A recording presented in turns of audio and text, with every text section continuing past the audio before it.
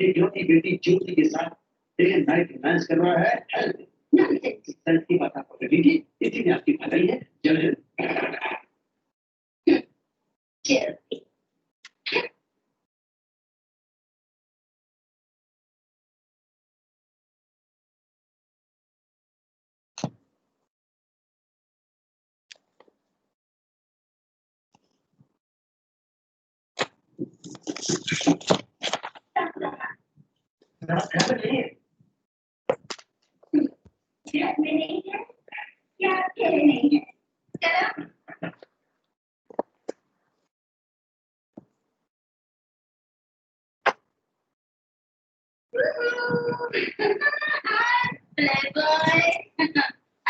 शाम के वक्त घर में और फोबिया खेले तो आने वाला है पता पेंटिंग बनाने का मूड आ गया मारुति का बेटे मैं आ गई नहीं यार और ये सही काम करा यार तुम मुझे बता रहे हो तुम अभी जाओ that means you don't love me एक बात करते हैं that means you're getting over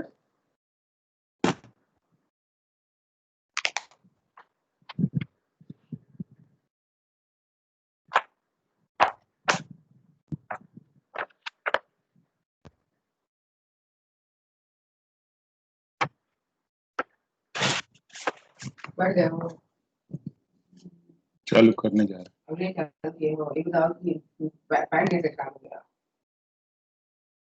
हो गया हो लूज गया मोशन हो रहा है धो दिया लूज मोशन हो रहा है हुआ था तो कल एक्सरसाइज करने से पता नहीं क्यों हुआ लेकिन हुआ तो खाए तो कुछ नहीं कुछ भी नहीं काढ़ा से होता है जैसे तो कैडमियम ज्यादा चढ़ा था उस समय हो रहा था इसी जब कढ़वा का नीचे वाला अगर पेट में चला गया ना तब हो ऐसा तो नहीं है इतना तो फिर तो नहीं हुआ एनीवे अब बंद करो बाथरूम जाने से हुआ कि महसूस हुआ कि अपने तो हो गया हवा के साथ अरे यार मैं डॉक्टर को मुझे बताओ सब पूछते हैं सुनेंगे हवा के साथ जैसे बना और ऐसे बनना है टी शर्ट पहना है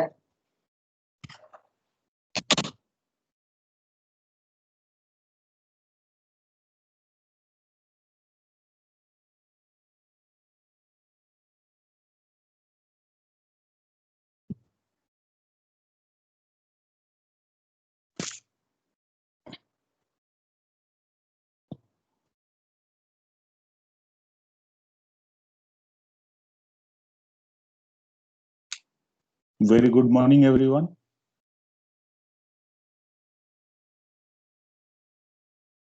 Good morning, sir.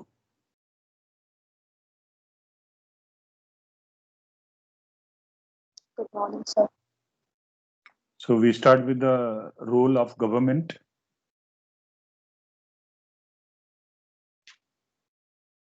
In the new economy. Obviously, the first objective of the role of the government would be to they make the public policies, so they have to ensure that it is adopted by all the stakeholders concerned. Otherwise, there is no point in making the policy. And of course, thanks to the digital medium, now you find economic survey, budgets, all being communicated at once. And there is a quicker adoption and quicker response. So while earlier there may have been passive adoption to this change, now everybody is responsive, everybody understands, everybody follows, all stakeholders ensure that the plans and the programs made by the government are done, and therefore they all continue doing it in the right way.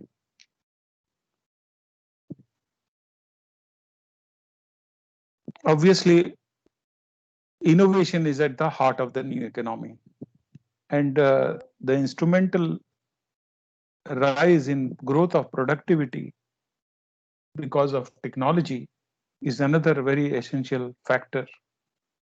And therefore, the government policies, they align with these innovations and they try to promote them as well through their policies and to facilitate bringing about the change.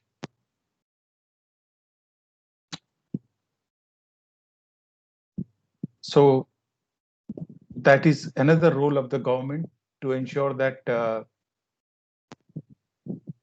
innovations are promoted, and therefore you will see a lot of money being spent in startups, because these startups, the essential condition is that they should be having some new business ideas. So it is all about the new things that will possibly come about and make a transformation in the economy, because the government understands the importance of innovation. Now, there is, of course, three axes on which the government can improve the new economy is education, poverty, and population. And these three are closely linked, because if you elevate poverty, people will automatically get attracted towards education. If people are educated, they will automatically raise themselves above the poverty line. And if people are educated, the population is taken control of. If population is control of, poverty is eliminated. And with lesser the population, the more the facilities of education to greater percentage of people, because we have certain seats, certain number of facilities where education is possible. But then if the population is too much, as it is in our country, then you cannot educate everybody, because their education will suffer. Because supposing a college has got 200 seats, it cannot accommodate 500. If a college has 500, it cannot accommodate 1,000. And the people who want education are more. They should match with the population control is essential. Poverty elevation is also important. And they come together. And the government realizes that education is a tool through which all three of them can be controlled. So they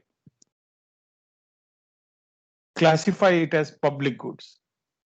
And because it is public goods, it is the priority of the government. And it has always been so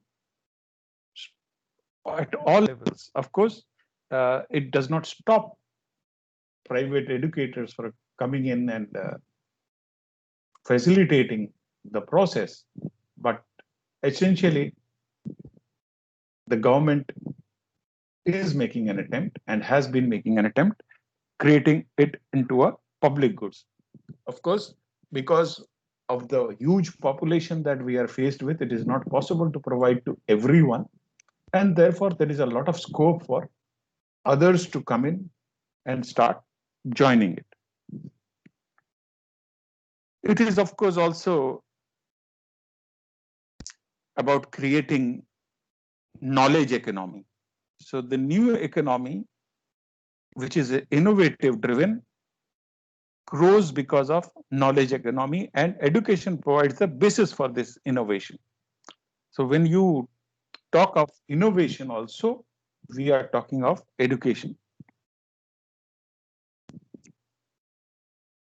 Mechanization was the buzzword for the old economy, where everything was being mechanized, turned into a production line, and the system was created that way. Today, it is not a buzzword anymore.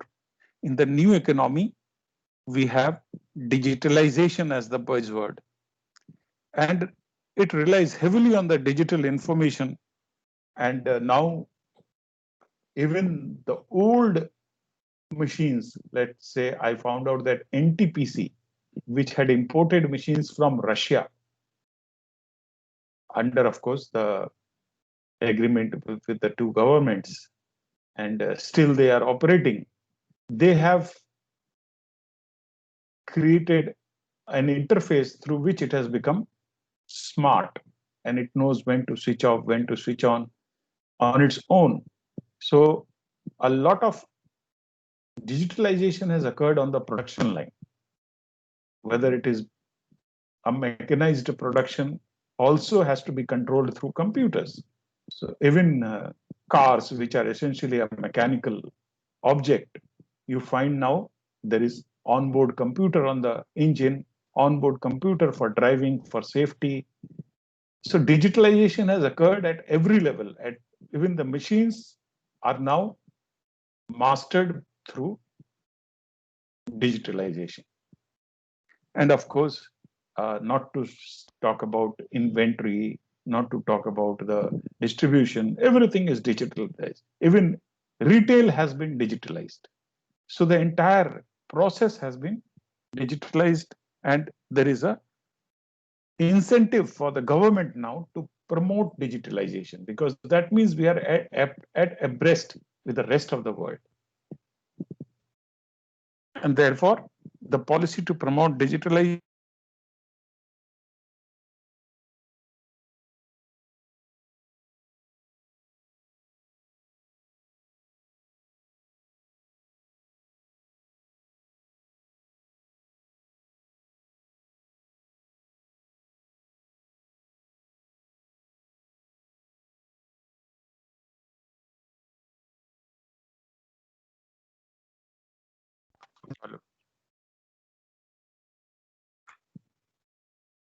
So the policy to promote digitalization has been there for the government. You see the government making an effort to reach out to each and every village to provide internet facilities, to provide geo-fiber to not geo-fiber, that is a fiber. In fact, Airtel is also doing the fiber stuff. BSNL is also doing the fiber stuff, so that communication, digitalization becomes possible everywhere. So we have the networks being laid for the benefit of the people, and the government is actively promoting all this by investing in high-speed broadband and telecommunication, by making policies to support the widespread growth. And of course,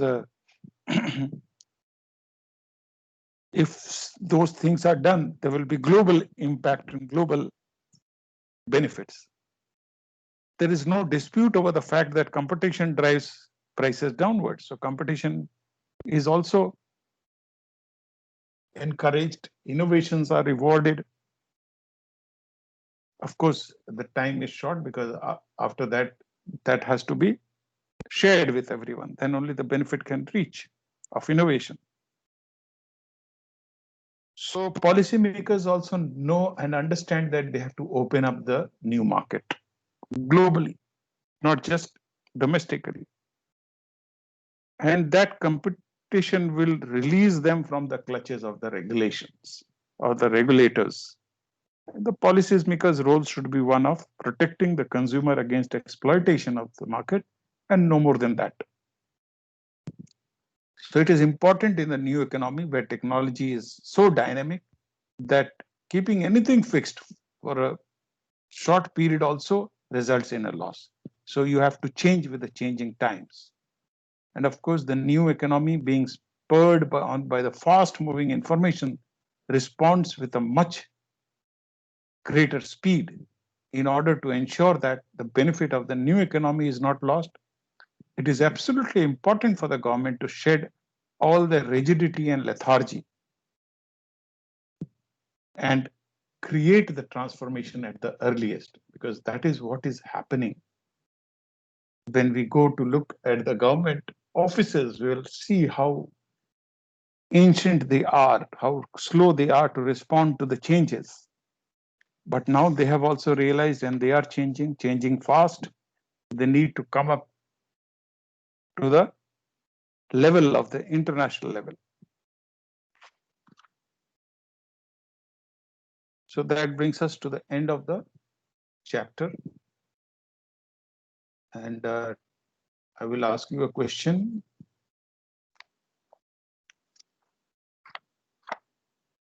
What is the difference between seasonal cycle and business cycle?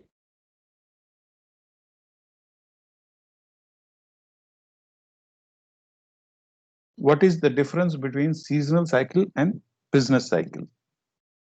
Please note down the answer. The difference: first, seasonal cycle is short-term in nature, while business cycle is long-term in nature.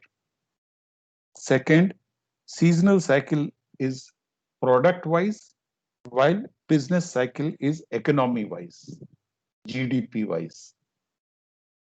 Third,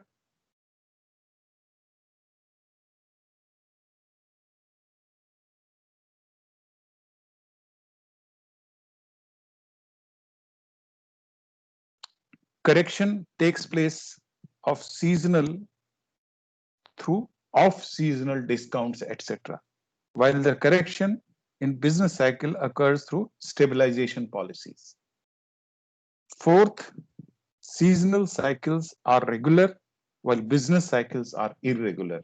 The time period is not fixed, whereas it is fixed for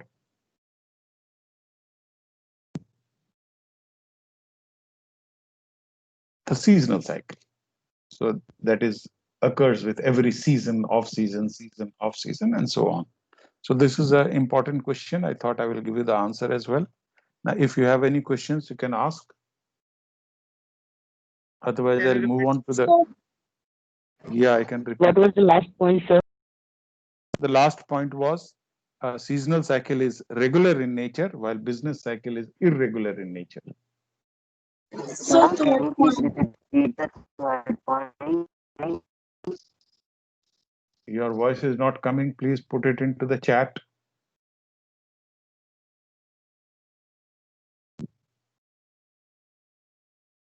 Sir, please repeat the third point. Okay. The third point was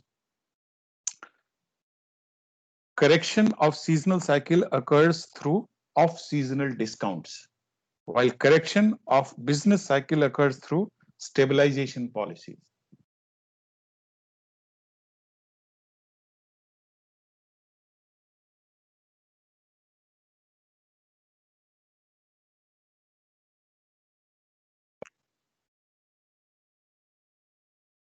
Okay, so if you have any questions, we will answer that. Otherwise, we will move on to the case that I had shared with you in the last class. That was, of course, related with the game studies. And it had to do with two large conglomerates who manufacture airlines, aircrafts rather, not airlines. Yeah. Can you please repeat the third point? Your voice is not coming. You must write it in the chat. Please do that. So she wants the third point to be repeated. Policy? Third point. I've already repeated the third point. I will repeat it again if it benefits you. In fact, somebody else can repeat it. Why not? Since some people must have already noted it. Somebody spell out all the 4 points. That would be the best idea. Who will do it? Volunteer, please.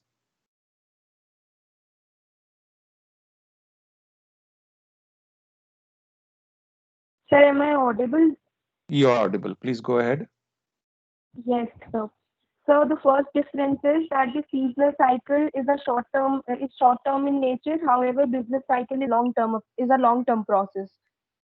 The second difference is that seasonal cycle there is a product wise distinction. However, in business cycle there is an economic wise distinction. In the third point is that the correction of seasonal takes place through off seasonal discounts. However, the correction of business cycle takes place through stabilization policy. The fourth point is that seasonal is regular in nature. However, business cycle is irregular in nature. Thank you very much. Sir, I have a question. Go ahead. Sir, what is stabilization policy? Very good question. Stabilization policy is the name of the chapter. That chapter is fiscal policy and monetary policy. So both fiscal policy and monetary policy are tools of stabilization policy. So when we say stabilization policy, we mean both the fiscal policy and monetary policy. And they are called stabilization policies because they ensure that the business cycle, which is a fluctuation in the economy, is minimized. So it is more stable. And therefore,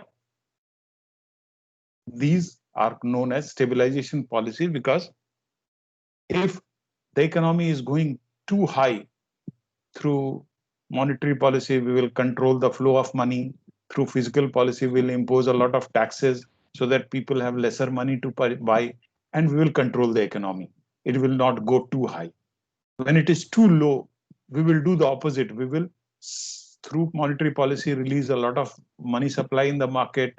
Through the fiscal policy, we will give a lot of tax rebates and tax incentives so that people find the prices more lucrative.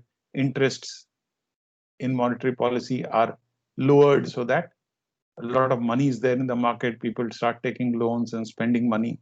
And therefore, the economy, which was going down, will now go up. So it becomes more stable. So the objective of both is to stabilize the economy. And that is what occurs through stabilization policy. Clear? Okay, sir. Fine. Any other questions?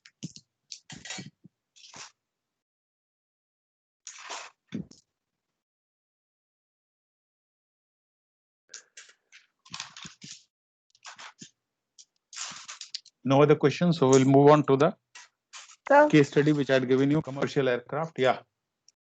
Sir, I want to ask about the correction of seasonal cycle, which takes place through off-seasonal discounts. I'm not getting it exactly. Like off-seasonal discounts से कैसे seasonal सही हो जाए, seasonal cycle ठीक हो जाएगी, उसमें जो problems होंगी. देखिए, इसका दो पार्ट है. ऑफ सीजनल डिस्काउंट के दो पार्ट है. Okay, the first part is taking place at the manufacturer level. So what they do is they anticipate the seasonal demands, and in the off season they are preparing for the season by manufacturing. Even when the demand, it may not be selling now, but they know that when the season will come, they will not have time to manufacture. So let us manufacture now, stock it either at the factory level or at the stockist level, and when the demand will come, these products will just sell. That is one part. And the second part occurs at the customer level.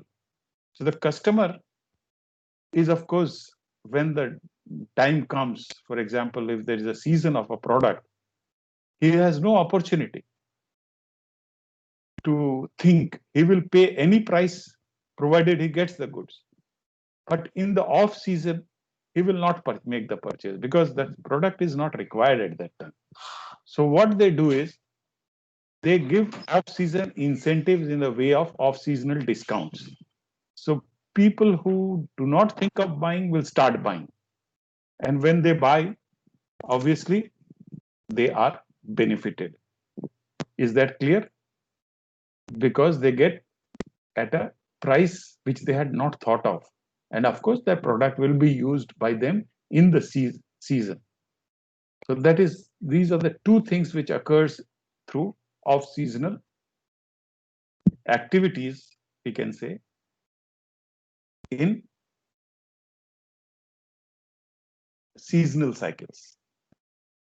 Okay, sir.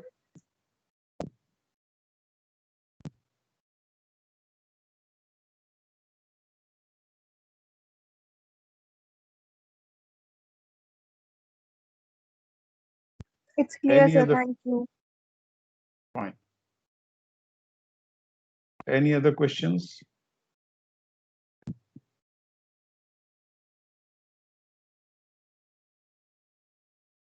No, so we move on to the commercial aircraft.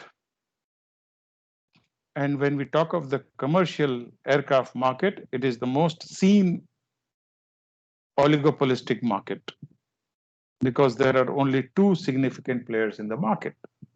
One is the Boeing, which is a US company, and the Airbus, which is a European consortium. Why is it a consortium? Because it is made up of several countries, which are listed, of course, and they come together to manufacture the aircraft. Obviously, the simple reason is the excess amount of capital required to operate such an activity. The location of the Airbus is, of course, France. It is located in France.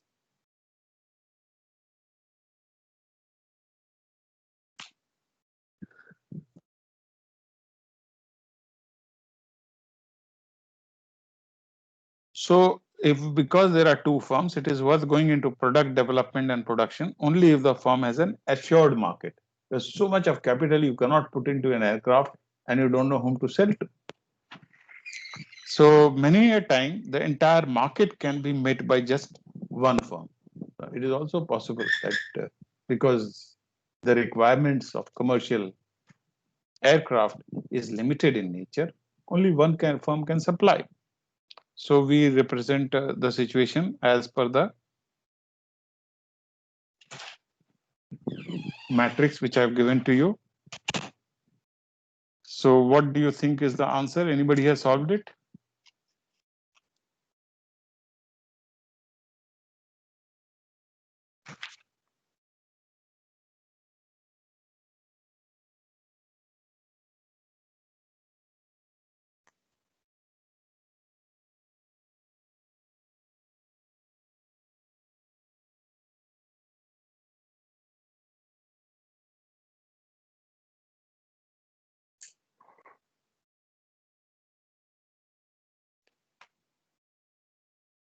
So there are two questions.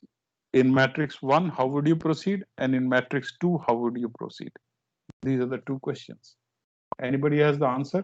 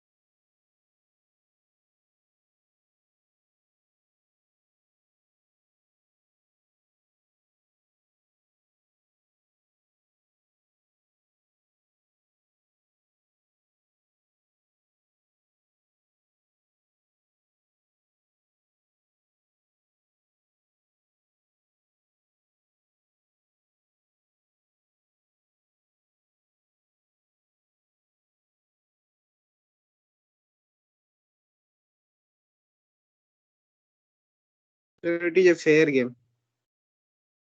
It is a fair game.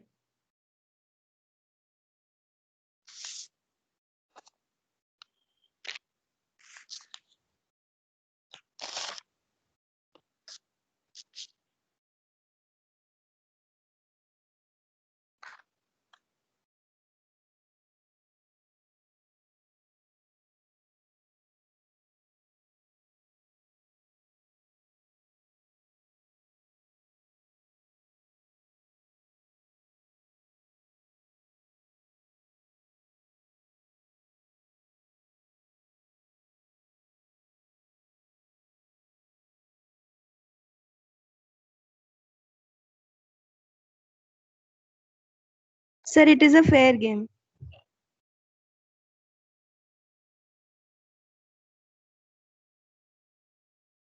What do you mean by fair game? Anyone?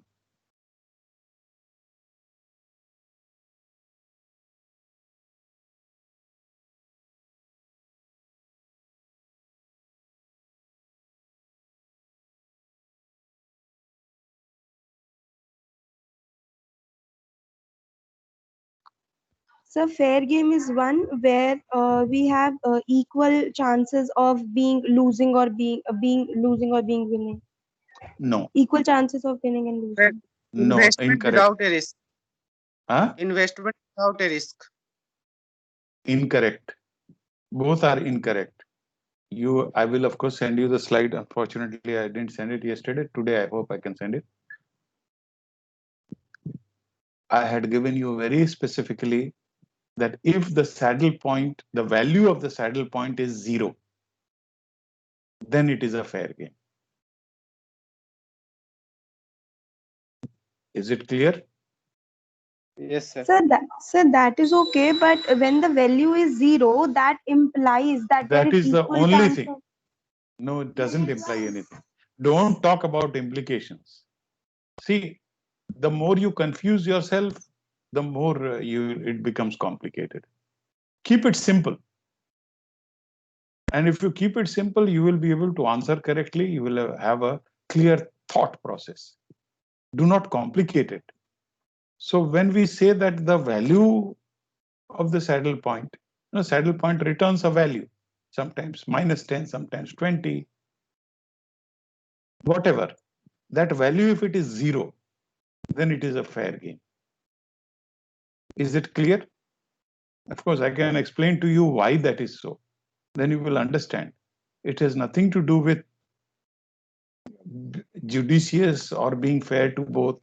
It is simply that it is not creating an undue benefit to any one of them. That is the concept of fair game. What is fair is not being biased is fair. If the game is biased in favor of one, two, or both, it is also possible to be biased in favor of both. Then again, it is not a fair game. It is biased game. You understand now? So we come to the case 3, which I have shared with you yesterday. This is the answer given by the author of the book. The Boeing would have to make a commitment of producing if it is to move the first and convey this very credibility so that the other does not produce. This is for the first matrix. For the second matrix, it would be better for Boeing to let Airbus produce, because even if Boeing produces, Airbus would still produce because it would get 10 instead of 0. But if the Airbus also produce, Boeing would get -20, which is clearly in the interest of Boeing not to produce. Is this clear? This is the answer, of course, given by the author. And if it is not clear, I can explain it further. If it is clear, then fine.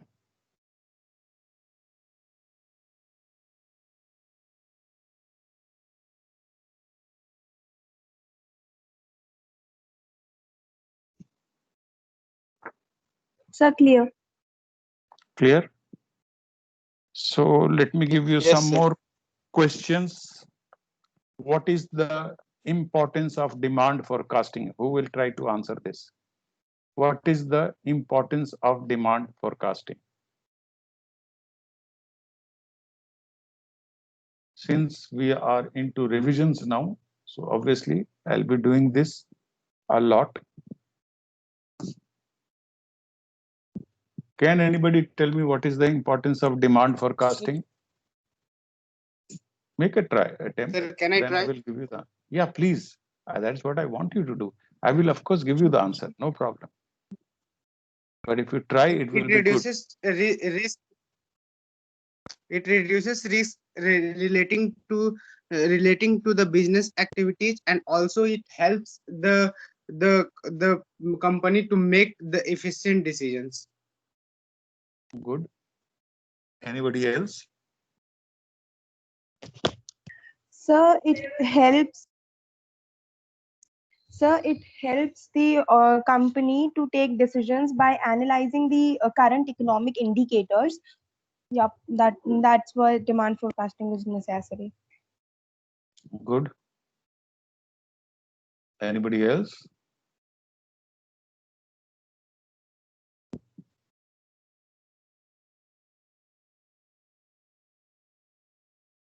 Okay, so I will give you the answer to the question. There are 1, 2, 3, 4, 5, 6 points. The first point is it helps to establish goals and objective for the firm. So through demand forecasting, we know exactly how much we have to produce, how much we have to sell, how much we have to arrange for supply, what will be the stock level, how big the warehouse that we need, how many machines required to produce, and all that. So the answer, first point is, helps to establish goals and objectives for the firm. I've already told you what kind of goals and what kind of objectives. Okay. The second point is it helps in production planning and control, popularly known as PPC. Production planning and control. This is a monthly activity undertaken by all firms where what has been manufactured in the last month, what will be the manufactured in the current month is discussed machine wise, what is possible, what is not possible, and the order position of the sales department, how much orders are there, and whether what is being made will easily sell. If something is being made which cannot be sold, then that is not made, and some other product is run on the machine which will sell. So a matching between sales and production takes place in production planning and control. So there is a control on the activities of the machine. So they are not manufacturing things which will not sell in the market, and the production is aligned with this. This is known as production planning and control, and this is helped through demand forecasting, because sometimes even when the order is not there, but we know that the order will occur, so we can go for production. That is production planning and control. Okay.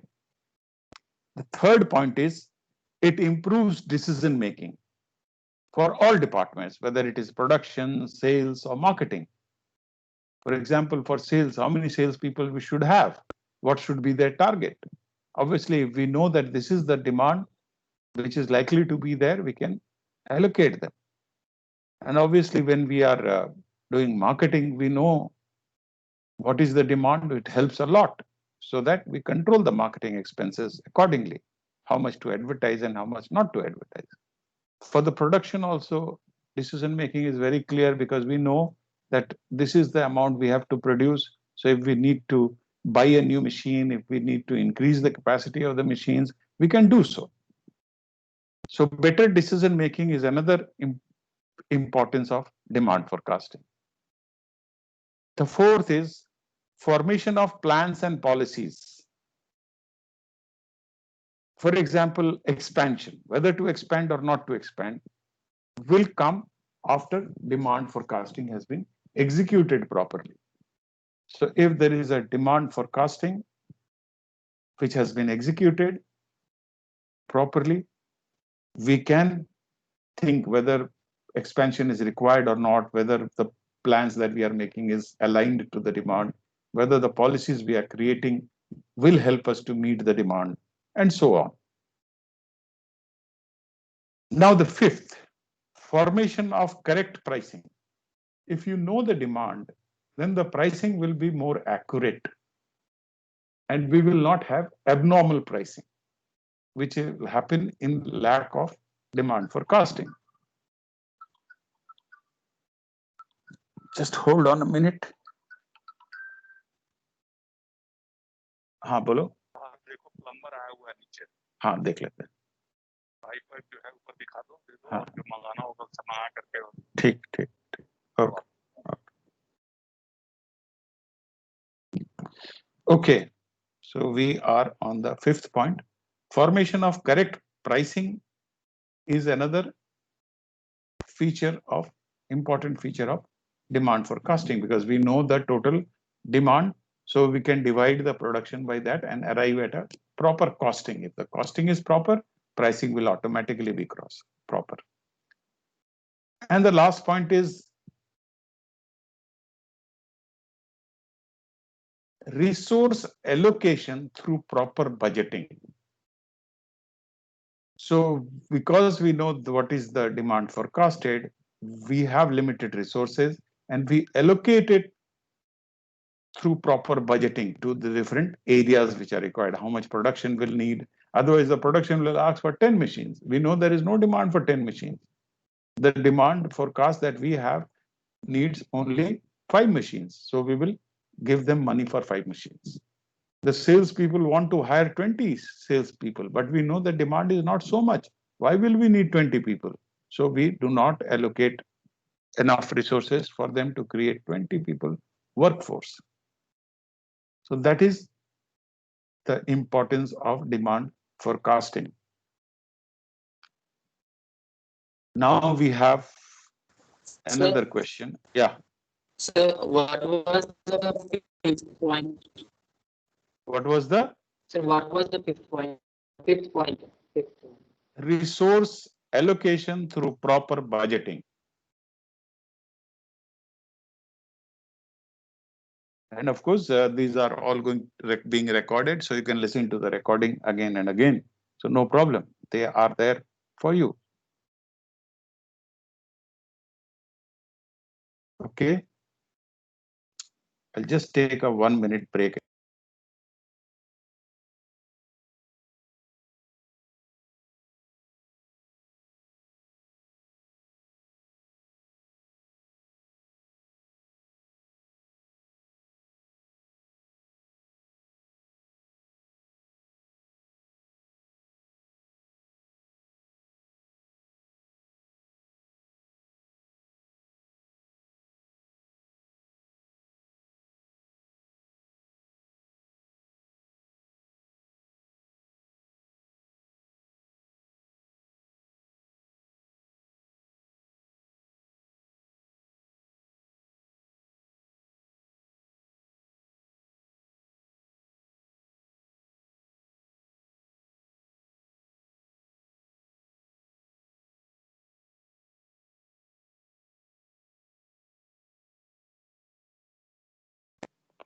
Yeah.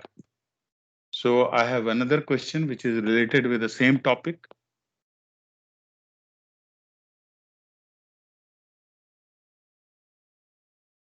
Demand forecasting, advantages and disadvantages of demand forecasting. Can anybody help me out with this? Please make an attempt. I would love that. Of course, I will be giving you the answer. But before that, if somebody can make an attempt, it is very nice.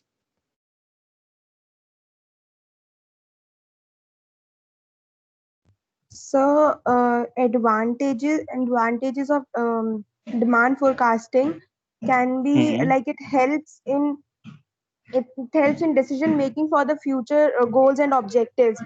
Future goal there will be a definite plan which the organizers will introduce. However, the disadvantage will be that this is mere based on an assumption, and assumption might prove wrong in future.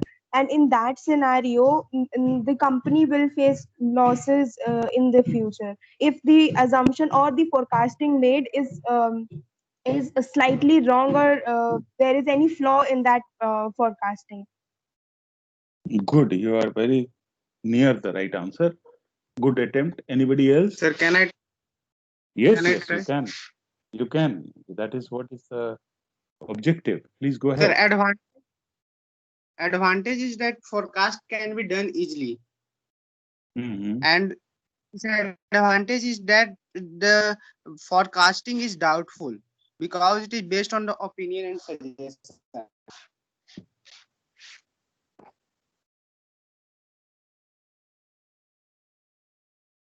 Good, Prince. That is also very nice. Anybody else?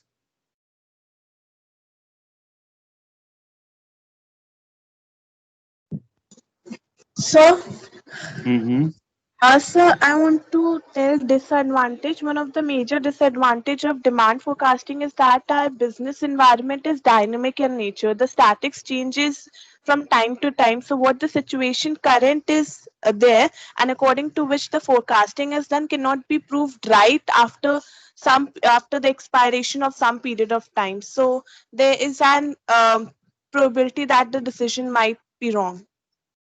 Good, Pujal. That is also very near to the correct answer. Anybody else?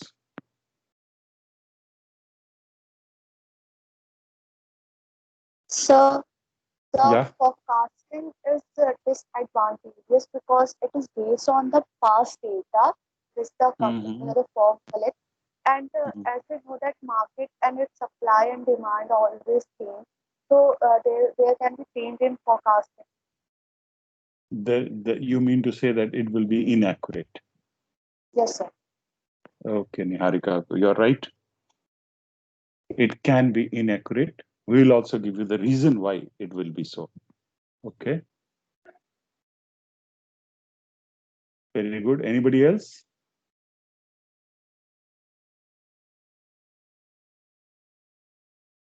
Nobody else. So what I will do is I will give you the answer. Please note it down. Well,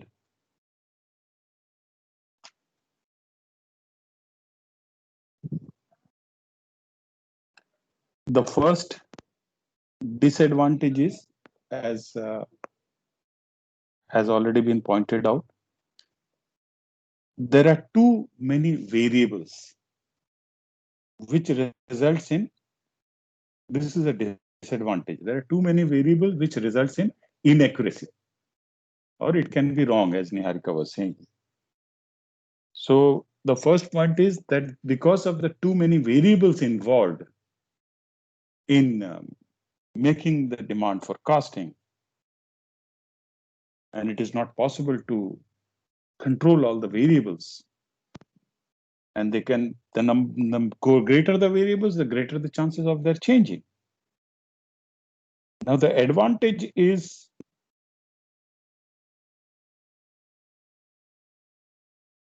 it has more scientific basis than the rule of thumb, which would otherwise be used. So that is the advantage of using demand forecasting.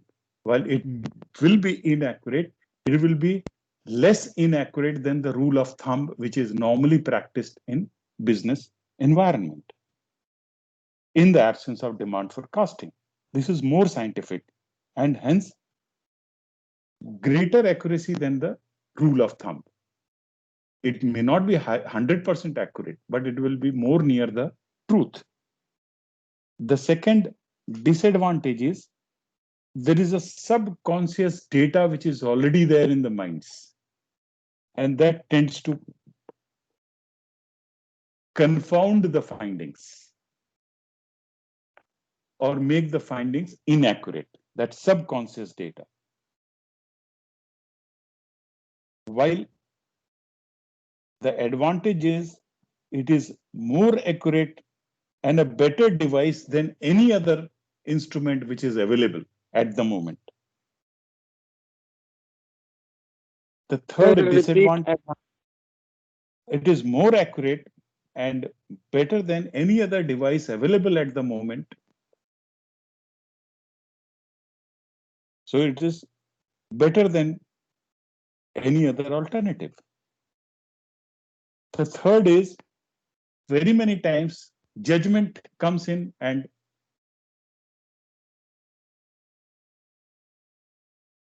makes the findings inaccurate. People start judging it.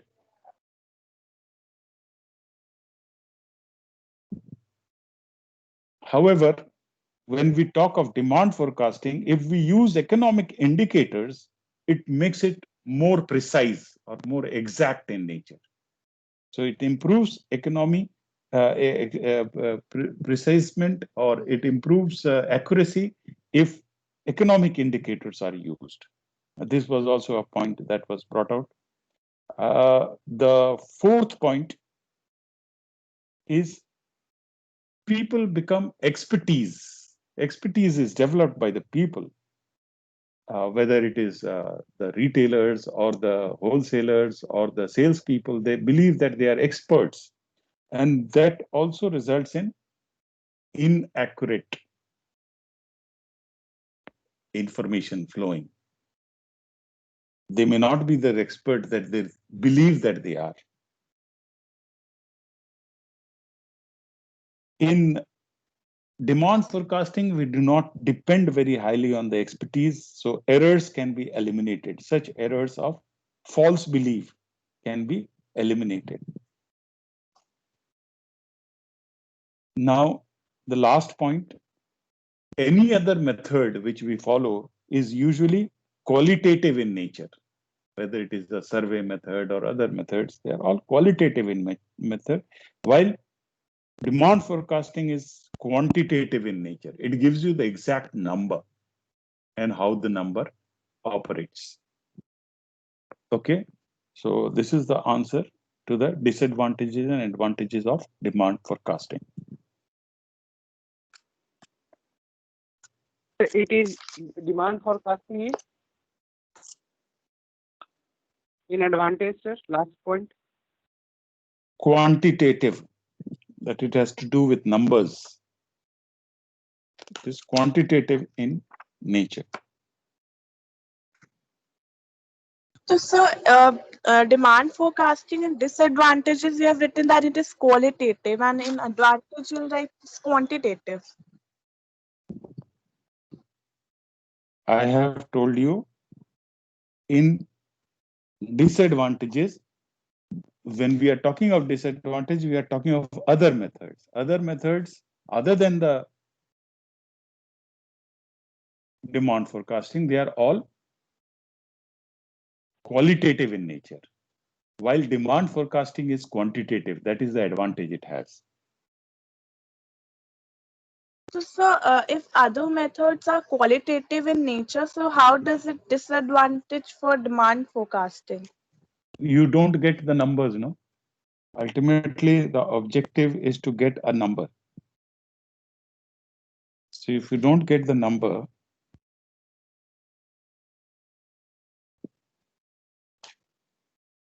that is a disadvantage. You understand? So, but in disadvantage, we have written that other methods followed have qualitative approach. So that means that demand forecasting have quantitative approach. So, I'm a little Demand confused. forecasting has quantitative approach. Yeah. That means you So, get at the end of the demand forecasting process, you get an exact number of how much production, how much sales. While for other methods, it will be there will be an increase or there will be a decrease. It will be more inaccurate that way.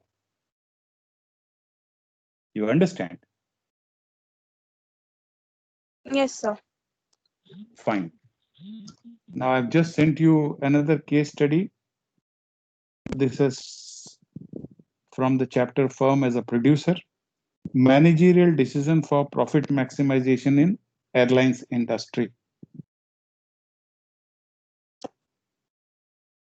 So this is very important because obviously it is part of the mid semesters and you need to go through the case, and then of course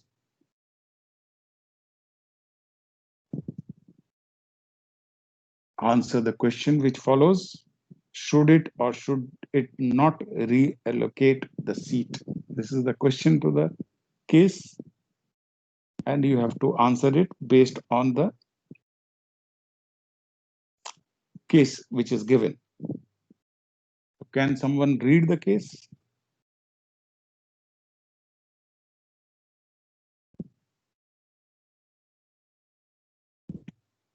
And of course, we will answer the case in the next class, but somebody should read it out.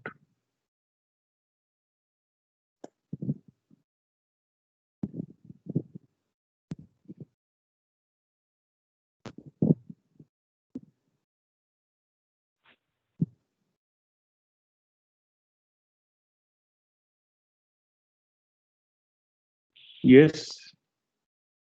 So the airline industry belongs to a category of industries where capacity has to be created to meet peak demand, where unsold inventory cannot be stored, and where there is service differentiation. That each customer can be segmented on the basis of differences in perceived value of differentiated services. For instance, in the airline industry, we have the business class travelers and economic class travelers. The vacation economic class travelers are looking for absolutely low prices, no frills, and no additional services. The business class travelers, on the other hand, are looking for flexibility and reliability, and we are willing to pay a higher. Given these features, how should the air to maximize profits? Typically, on the early morning Mumbai Delhi flight,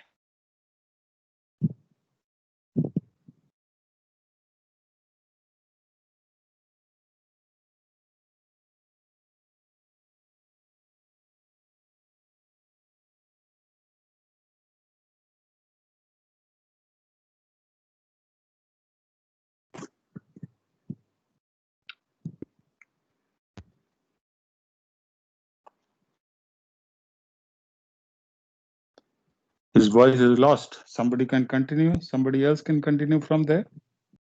so network Yeah. Please continue error, from sir. Mumbai Delhi flight. Yes, sir. Mumbai Delhi flight. Yes, sir. Sir, yes, sir. On the first morning of the week, an aircraft with a capacity of 170, that is 40%, 80 seat of the seats are reserved or blocked for anticipated upper class travelers.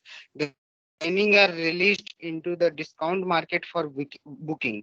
Within 24 hours of the opening of booking, the 102 seats are booked. After this, a request for reservation in the discount class comes. The question faced by the airline firm is, should it take a seat from 68 seats and allocate it to the discount category? The airline firm also has the following information. The upper class fare has rupees 500 as profit margin and discount fare has rupees 100 as profit margin. Whether the seat should be allocated or not depends on the that the demand is going to be high, then maybe it should not shift the seat to the discount category. The firm, using its demand forecasting techniques, estimate the probability of demand exceeding 68 to be 0.15. The question is, should it or should it not relocate the seat? Good. Thank you. Now you have time till tomorrow to prepare the answer for this case. And if somebody is ready to make a presentation, you can share your slides with me and I will make you a presenter so that you can present. It can also be a group like we practice in class. A group of you can present a case together with the solution. And then, of course, I will definitely give you the right answer to the case. Okay? Sir, And, I have a question in this case. Yeah, go ahead. You must answer. So, sir, in this case, the discount category is the upper class category, na? No, the discount category is the category which is being offered to the economy class travelers. Because obviously they need the discount. And there's no frills, no additional services in this category. And the profit that the aircraft is making for this is 100, while for the upper class, which is being charged higher price, there is a 500 rupees profit. Of course, they are also being given some additional services. After that also the profit is higher because their price is higher. Clear?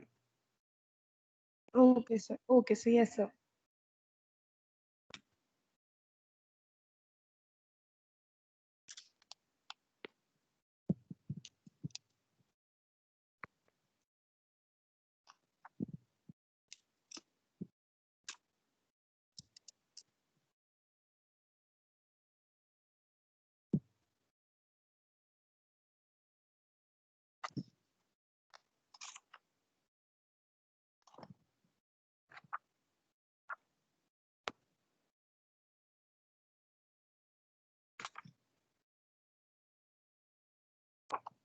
So we'll call it a day today, and we'll discuss the answer in the next class. If any individual or group is ready with the solution to the case and would like to share a PPT, you just need to email it to any one of the email IDs, and maybe WhatsApp it also, whatever is convenient to you. And we will do that in the next class. Okay. And of course, I'll be giving you some more cases which we will be discussing. And the cases that we will be discussing will now onwards be more towards the mid semesters and question answers as well. Okay. So have a nice day, and we'll see you in the next class. Bye. But wait, I have to take the attendance. Don't go away. I'll stop the recording first.